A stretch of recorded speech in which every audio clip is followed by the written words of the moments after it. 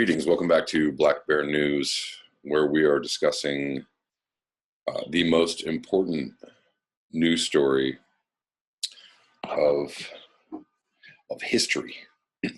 That's big, but it's true. It's very true. That news story is the wholesale destruction of the environment by human beings, ultimately leading to our demise. And I guess we couldn't really talk about environmental collapse or environmental destruction without talking about capitalism. And it's hard to talk about capitalism as maybe the single greatest cause of this destruction.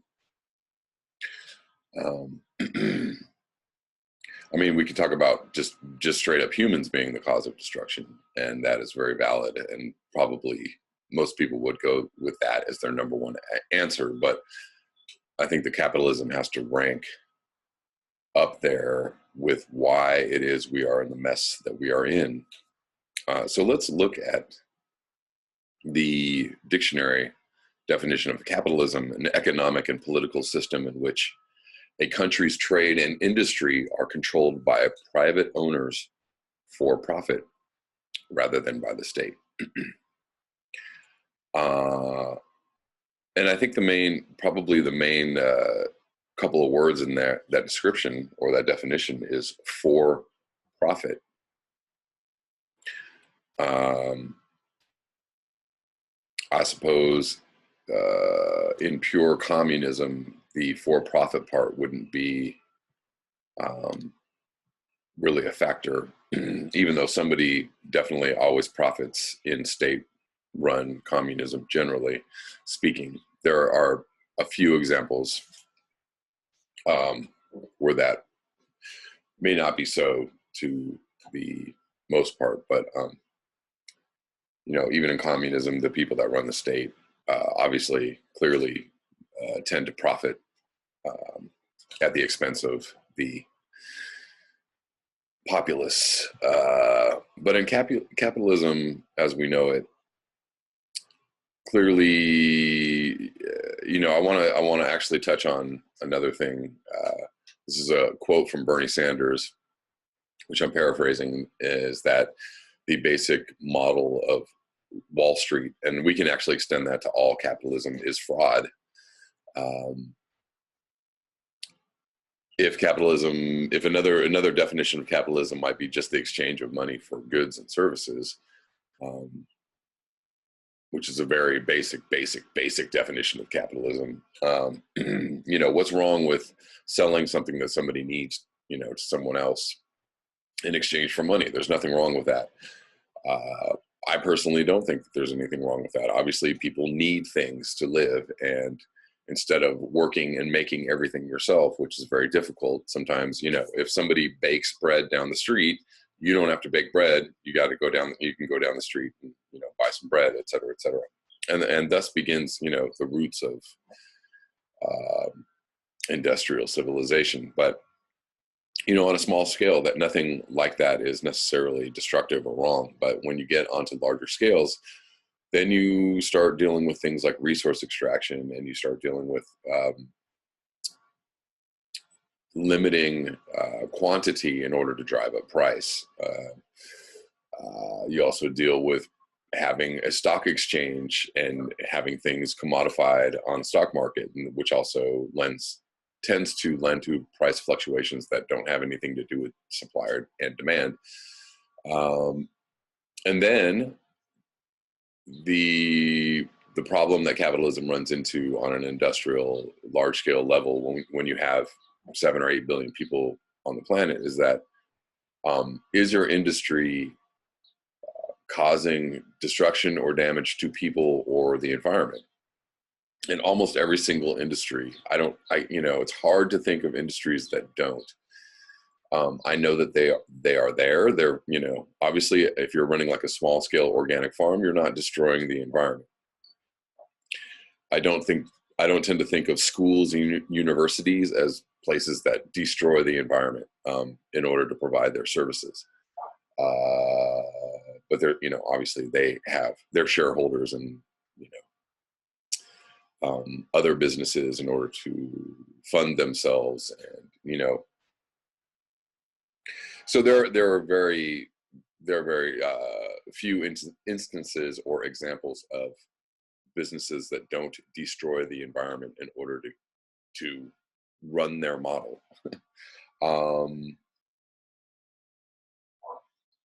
So, you know, a lot of people are, you know, seem to look at capitalism as the root of the evils, and clearly in the way that it is exhibited, in the way that it's displayed, in the way that it's generally run, it is a large part of the problem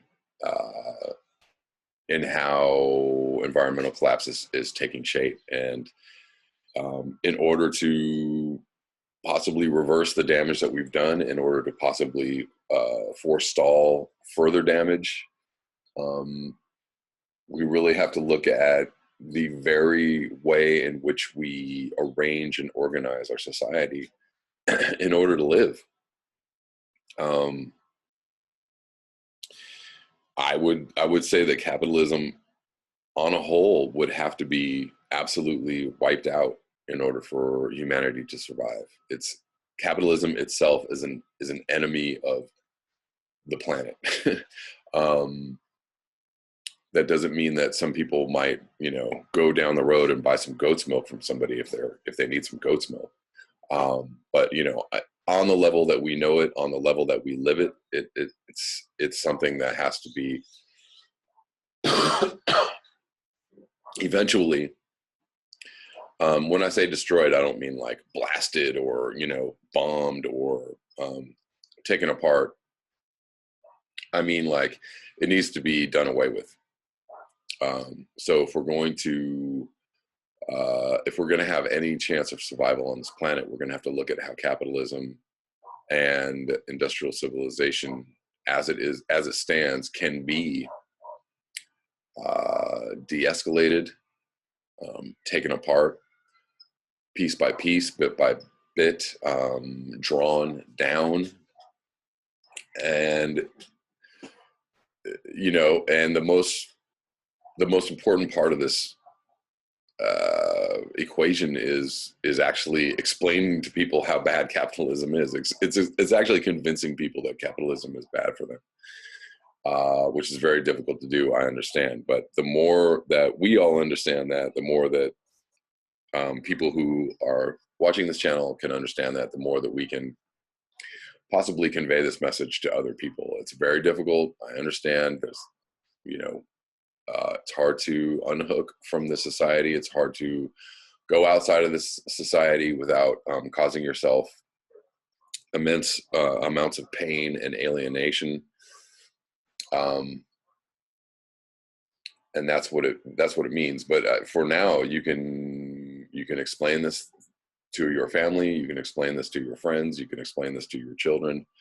You can, you know, illustrate the problems. Illustrate the problems and let people, you know, let people go and figure out the answers,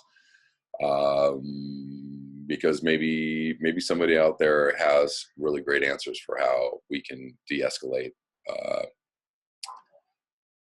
capitalism, industrial civilization as we know it. Of course, all of this is hypothetical. Of course, all of this is thinking about things that are conceptual at the moment, because they're very hard to actually put into practice on a real day-to-day basis. But and again, repeating myself over and over, but there are ways that you can do this on a personal level, and we all know what a lot of those ways are. But look for ways to unhook yourself from the engine that is industrial civilization. Look for ways to unhook yourself from the consumption that drives capitalism and which is driving the destruction of our planet. Okay, moving on. Moving on to the reasons why we need to do this. This article is from a while ago, not that long ago. This is from the 2nd of March. From Newsweek, winter weather. Spring in the U.S. is arriving several weeks early, disrupting bees and spreading disease. I'm the Lorax, and I speak for the trees. The Northeast may be facing a winter storm right now, but recent data from the U.S. Geological Survey revealed that spring has arrived nearly a month early in many parts of the U.S., including the West Coast, the Southwest, and the Mid-South. While many Americans may enjoy the unexpected sunshine, the USGS warned that an early spring could trigger unpleasant consequences. The arrival of spring is measured by mapping temperature trends and plant activity. In the US, this data is compiled by the National Phenology Network, which was created in 2007 to collect, store, and share data on climate, as well as plant and animal life. Recent data show that compared with the average from 1981 through 2010, spring has arrived between 2 and 3 weeks early throughout the United States. For example, spring is 22 days early in Cincinnati and 2 weeks early in Baltimore. The sudden arrival could have several consequences. While these earlier springs, may not seem like a big deal, and who among us doesn't appreciate a balmy day or a break in dreary winter weather, it poses significant challenges for planning and managing important issues that affect our economy and our society, said Jake Wilson, a USGS ecologist and the executive director of the USA NPN, USGS reported. A number of animal migrations and plant flowerings are closely tied to the changing of the seasons, according to the NPN. Early spring means flowers will bloom earlier, which can disrupt the behavior of birds, bees, and butterflies, the USGS reported.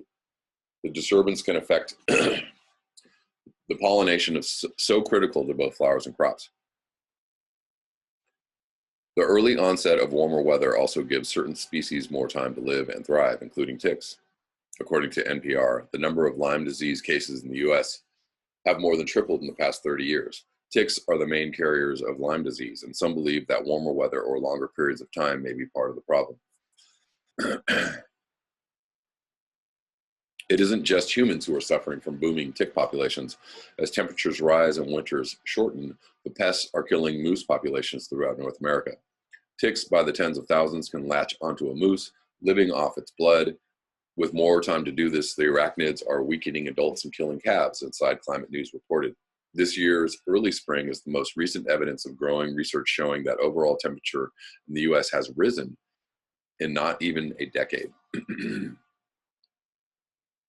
Okay, that's the end of that article. Excuse me. I am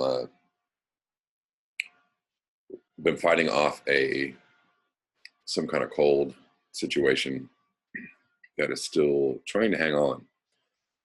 Yikes. So yeah, a lot of viewers have been commenting about getting weather whiplash all over the Midwest and the East Coast, where we have a lot of days in the 80s, 60s, 70s, and 80s, and then all of a sudden a storm. That's also actually happening here on the West Coast, where we had a very, very warm early winter. We had a couple of rainstorms, but it mainly stayed hot. But now we're getting like rainstorms and actually some pretty cold winter weather in March. And, it's causing some problems for my garden. I've noticed that the trees are now already blooming, starting to bloom right now, but we're getting some very cold weather. And I don't know what that's going to do to my growing season, or, how the surrounding foliage is going to react. It is not a good thing, especially in the Midwest, East Coast, where a lot of crops are being grown. Of course, there are crops being grown all over, but there was some talk of problems in Central California as well. We had some near freezing temperatures a few weeks ago, and there were already, crops in the ground. And then look for extreme, as spring goes on, as we go into summer, look for very, very high temperatures to do some damage to crops as well. Moving on, going to read an article from George Monbiot. This is from greenbiz.com. Life on a Disposable Planet.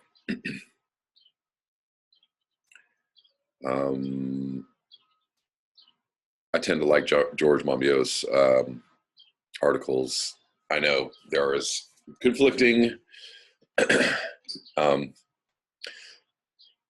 opinions about his writing, but for the most part, what he has to say is definitely informative and educational, and I would recommend sending these articles to anybody especially people who don't have any idea what's going on.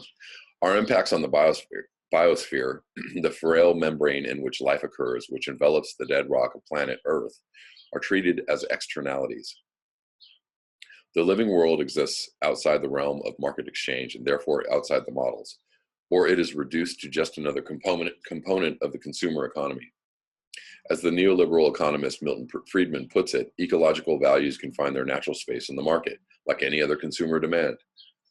The awkward fact that all human life would immediately end without it is someone else's problem. To mainstream commerce, the earth is both loot and dump. Commercial activity, broadly speaking, consists of extracting resources from a hole in the ground on one side of the planet, inducing people to buy them, then dumping them a few days later in a hole on the other side of the planet. Whether or not they are useful to those who purchase them is irrelevant. If marketing can persuade people to part with their money in exchange for goods, the interests of humanity have been served. The faster we do this, the more successful economic life is deemed to be, and the greater is the sum of human progress. To mainstream politicians, the living world, denoted by an alienating term that conveniently creates no pictures in the mind, the environment, is something that their advisors tell them they should appear concerned about. Whatever that environment thing may be, and they never seem too sure, they must look grave and shake their heads and explain that the crucial task is to ensure that we act sustainably.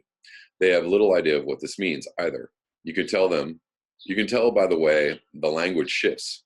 First they talked about sustainability, then it became sustainable development. Then it evolved into sustainable growth. Then it became sustained growth. Sustainability and sustained growth are antithetical concepts, but no one seems to have noticed. They are used interchangeably. To the mainstream media, the environment is what blowhards talk about. Lip service must still be paid, but only when there's a meeting about it, featuring very important people.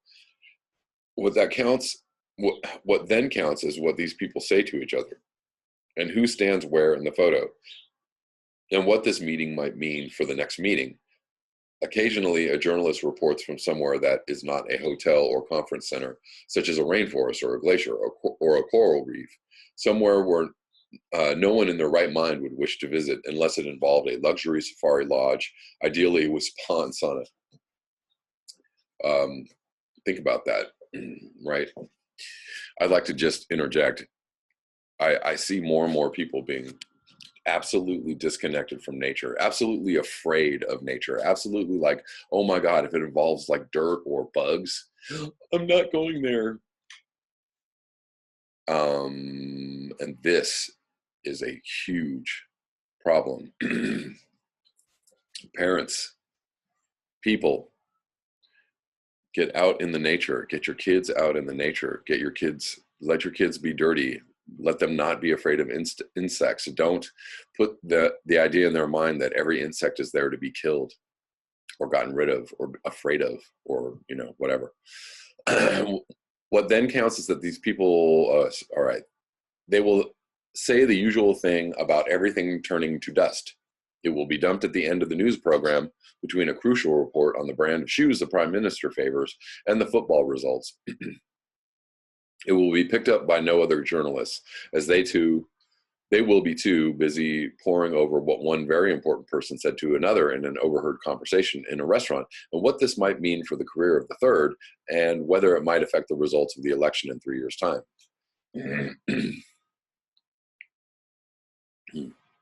To most people who are not economists or politicians or journalists, the state of the living planet features as a real but remote concern, dimly perceived through the gauze of daily life. Something to worry about, certainly. Once the mortgage has been paid and the kids have left school and we have all worked out what the hell to do about our pensions, probably the best time would be never. But right now, it is all too complicated, and it can't be that much of an issue anyways if no one's stopping us from buying that bigger car we fancy, or eating the fish those people say are almost extinct, or washing our hair with stuff made from palm oil. If it were that big a deal, they would do something, wouldn't they? Occasionally, when disaster strikes, the dull apprehension surges into perplexity and alarm, but this abates as fast as the floodwaters recede. Some people switch from denial, it's all nonsense, nothing's going to happen, to resignation. It's too late to do anything. We're doomed, without pausing for a moment's resolve. It's real and we must act. To be an environmentalist, to see what others refuse to see, is to struggle every day against hostility, denial, and above all, indifference. It is to find yourself fighting almost everyone in a position of power. It is to find yourself locked in a constant cycle of determination and despair. I could recite the long and familiar list of horrors, the natural marvels eliminated for a mess of pottage, the shocking, disorienting speed with which living systems are being snuffed out. But this approach, as I know from bitter experience, tends not to engage people, but to repel them. Instead, I will mention just one issue that exemplifies our relationship with the natural world. Disposable planet. The state of our soils features in the media and political life even less often than other environmental issues. When it does, it is usually expressed in financial terms. In England and Wales, for example, according to a parliamentary report, the loss of soil costs about $1 billion per year, or 1 billion pounds. When we read such statements, we absorb the implicit suggestion that this loss could be redeemed by money. After all, monetary figures are meaningless unless the goods they measure can also be redeemed. The presumed financial loss, whose quantification is as dodgy as most such attempts to price the biosphere, distracts us from the real issue, that this is the basis of our subsistence. When the soil goes, we go with it. The aggregate of 1 billion pounds of soil lost this year, 1 billion pounds lost next year, and so on, is not a certain number of billions. It is the end of civilization. The UN Food and Agricultural Organization uses a more relevant metric. At current rates of soil degradation, it reports, the world on average has 60 more years of harvests.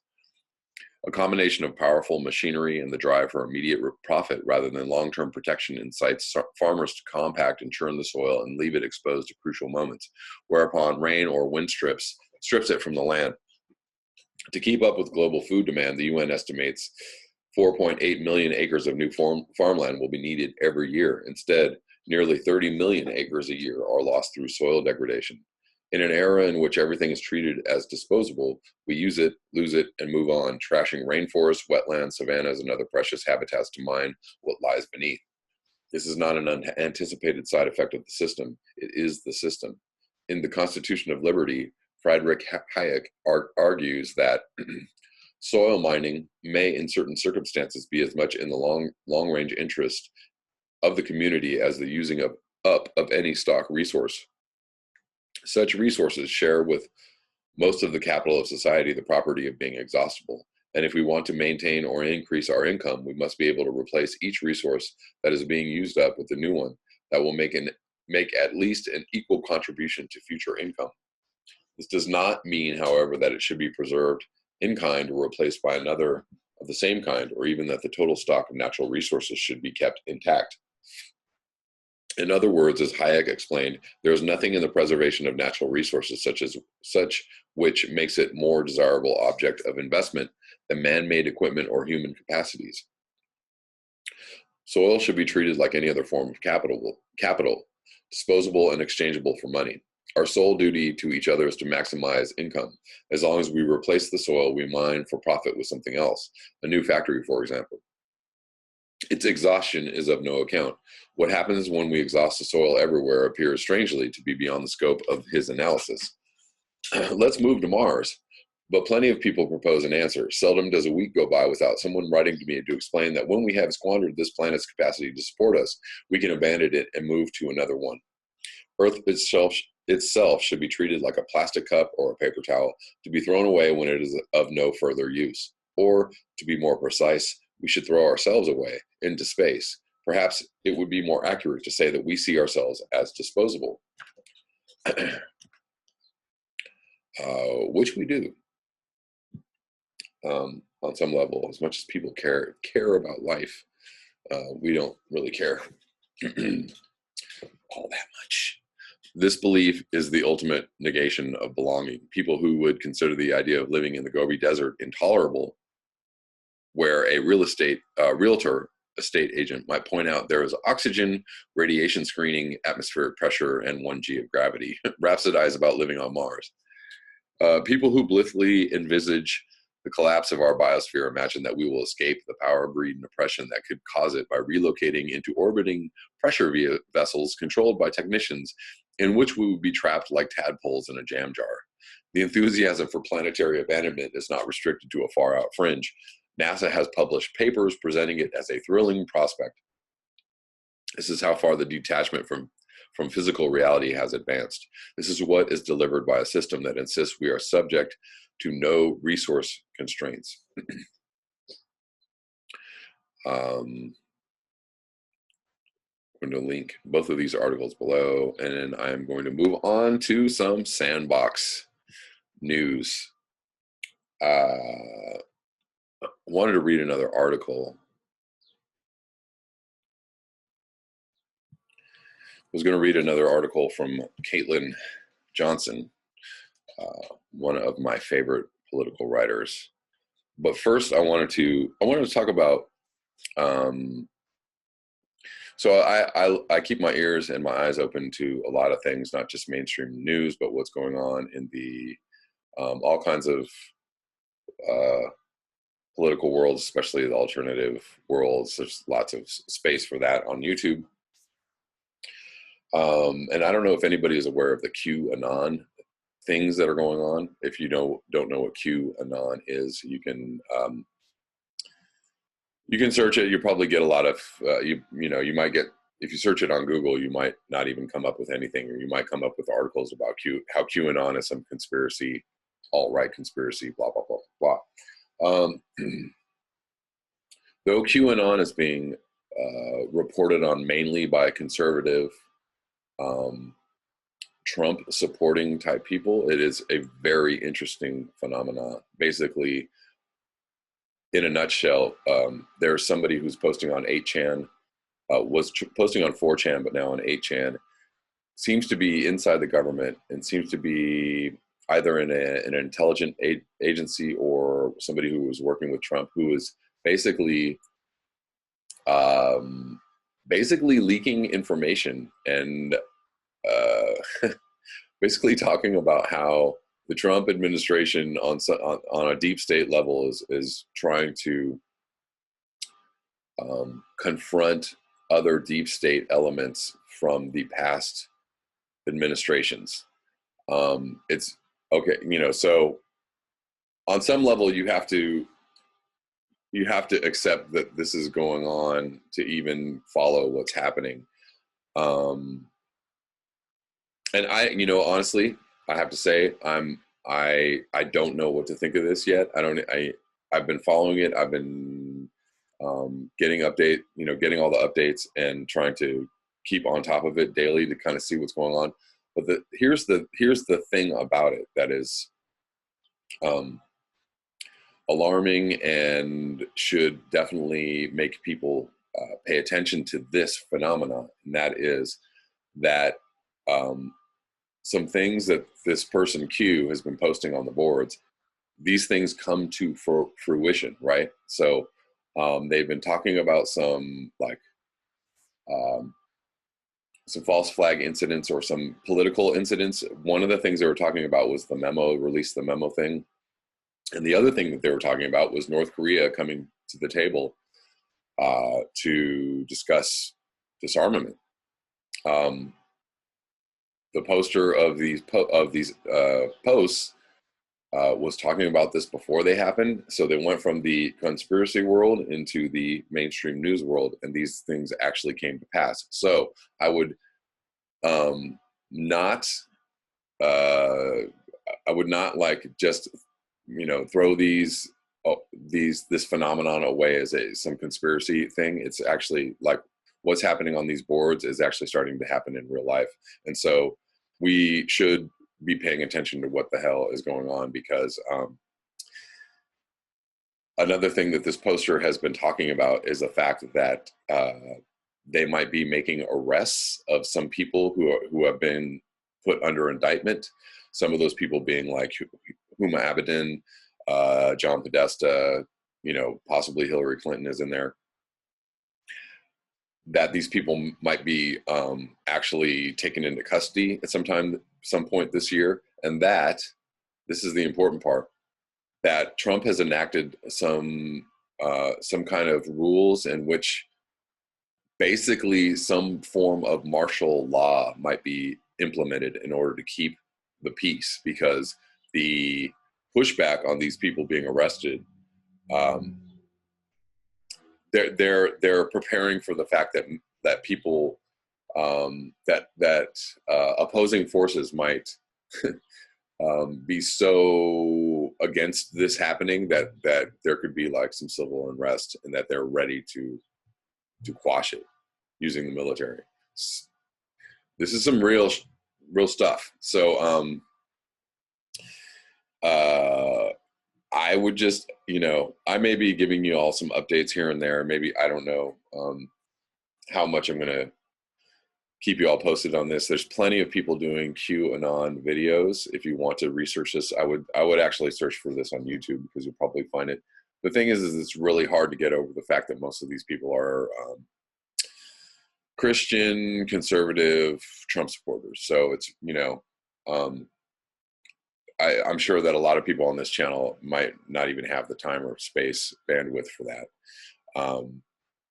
But if you can get past that stuff and just find you know, look at the information as just information, I urge you to do so, because it's extremely interesting stuff, and it is a real phenomenon. I'm covering this as a somebody who is talking about the news, and the news being things that really are happening in the real world. This is actually really happening. This is not some kind of strange phenomenon that we should just ignore. We should not ignore this, whether you're liberal or conservative.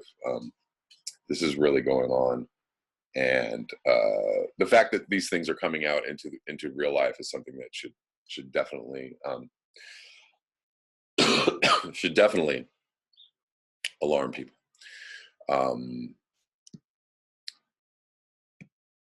Or excite people if you are excited about this. Moving on, I'm going to read this article. Hillary demands even more Russia escalations from the Trump administration. Let's see. This is from February 28th. You have to wonder what's going to happen in November. The establishment Russia narrative is still completely devoid of any hard evidence that the Russian government interfered in America's 2016 elections in any meaningful way. And we're being told with steadily increasing shrillness that Russia is also definitely guilty of future meddling in this year's midterm elections as well.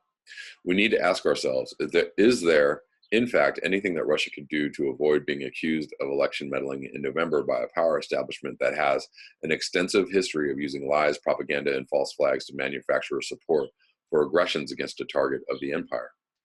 If Russia stays as far away from that election as possible, will we still receive, as we did in 2016, completely unsubstantiated reports from the lying, torturing, surveilling, coup-staging U.S. intelligence community that the Russians meddled in the election anyway? If so, what then? And here's a tweet from Hillary Clinton. I say this as a former Secretary of State and as an American. The Russians are still coming. Our intelligence professionals are imploring Trump to act. Will he continue to ignore and surrender or protect our country? And she posts an article in which it says, Cyber Chief says Trump has given him no new authority to strike at Russia, et cetera, et cetera. I'm going to write about Hillary Clinton again. This is back to the article, not because I want to, but because I have to. Whenever I write anything about the evil things that Clinton has done and continues to do, I always get a mad rush of Democrat Party sycophants falling all over themselves to inform me that Hillary isn't president and asking why I pick on this poor, powerless old woman when a schizophrenic Kremlin agent, literal Nazi, is sitting in the White House. I've long ago stopped wasting my energy showing my detractors how I do, in fact, criticize the action of the current administration constantly, but I would like to point out that Clinton's tweet demanding more escalations against Russia from the Trump administration received over 14,000 shares in just 7 hours. Articles focused solely on this one tweet have been published by CNN, The Independent, The New York Post, AOL, Fox News, and many other outlets as of this writing. Clinton remains the single most influential voice in the Democratic Party, and to pretend otherwise is willful ignorance. When Clinton comes out and makes a decree, she is helping to shape a narrative and advance an agenda favored by the Democratic Party. When she comes out and says Trump needs to escalate tensions even further with Russia than he already has, it matters. I say this as a former Secretary of State and as an American. She's just talking about the tweet again. Clinton tweeted this with a Washington Post article about comments made by Michael S. Rogers, the NSA director, who infamously insisted that the Russian government had hacked French election infrastructure, despite France's own cybersecurity chief stating that the evidence shows it could have been practically anyone, adding that he was absolutely baffled by Rogers' testimony. The article linked by Clinton focuses on comments made by Rogers in testimony before the Senate Armed Service Committee, and the U.S. is probably not doing enough to deter the alleged future cyber attacks by Russia on the grounds that President Trump has given him no new authorities or capabilities to strike at Russian cyber operations ahead of midterms. Rogers testified that he believes Trump's refusal to grant preemptive cyber attack authorization against Russian cyber operatives has led to Vladimir Putin to come to the conclusion that there's little price to pay here, and therefore I can continue this activity. The Russians are coming. They just come right out and say it now. These articles are always a hard sell because they point out the omnicidal warmongering of both the Democrats and the Trump administration, so I can't play on people's partisan loyalties to get this message out circulating. But this needs to be said, so let's go through this once again. This administration has already killed Russians in Syria, greatly escalated nuclear tensions with Russia, allowed the sale of arms to Ukraine, a move Obama refused for fear of angering Moscow, established a permanent military presence in Syria with the goal of effecting regime change, forced RT and Sputnik to register as foreign agents, expanded NATO with the addition of Montenegro, assigned Russian hawk Kurt Volker as a special representative to Ukraine, shut down a Russian consulate in San Francisco, and thrown out Russian diplomats as part of the continued back and forth hostile diplomatic exchanges, all while keeping the troops on Russia's border placed there at the end of the Obama administration. On top of all this, this administration has recently increased the U.S. Navy presence in the Black Sea to counter Russia's increased presence there. For perspective, can you imagine Russia bringing warships into the Gulf of Mexico to counter America's presence there? How do you think the historical Cold War climate of today would react to that? What do you think Hillary Clinton would be saying to increase public pressure on Trump to aggressively confront Russia for such a bold move? Trump is marching us closer and closer to a third and final world war, and these psychos are saying he's not hawkish enough. Speaking of which, not enough accolades have gone to U.S.-Russian relations expert Stephen Cohen for accurately predicting every step towards doomsday exactly as it has unfolded. Way back in April of 2017, Cohen was on the Democracy Now! forecasting the way Russiagate would be used to pressure Trump into constantly advancing toward direct military confrontation with a nuclear superpower without ever backing down. In order to fight the politically damaging accusation of being an actual Kremlin puppet, Trump has already, just 13 months into his administration, escalated tensions with Russia far, far beyond anything his recent predecessors would have ever dreamed of allowing. Since that time, Cohen has remained steadfast in pointing out that every step of the march toward Armageddon and how it has been unfolding exactly as predicted, with any inertia toward dangerous escalations with a nuclear superpower being attacked as treason by Democrats like Hillary Clinton and their allied media outlets. The man has been absolutely prophetic, and it's time we started listening to him.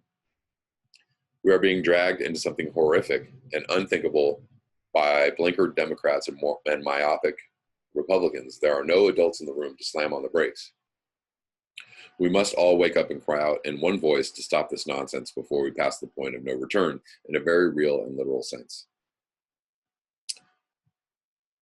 I will say that actually that Trump has done one thing to de-escalate the confrontation with Russia, and that is he vetoed re-upping the sanctions against Russia. Congress had voted for them, and he said no. And then everybody was like, "Oh, he must be a Russian agent." Of course, collusion. Yeah. It's difficult. It's a very difficult scenario to be in, and the warmongering on the side of the Democrats is absolutely insane. And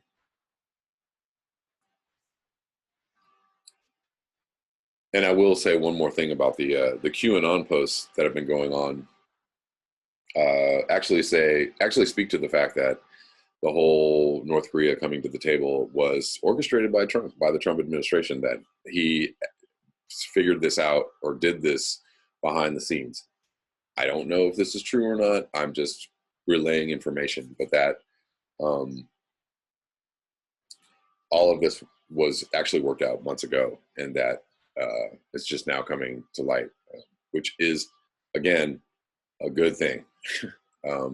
We should be very happy about that, whether you support Trump or not. Of course, I can't support all the other insane things he's doing in the world, but that one thing I absolutely can support. That's all I have for this video. Thank you so much for your eyes, your ears, and your conscience. I'm going to come back, I think, with another video today. If you would like to donate to this channel, you can do so at the links below. Thank you once again, and until next time, peace.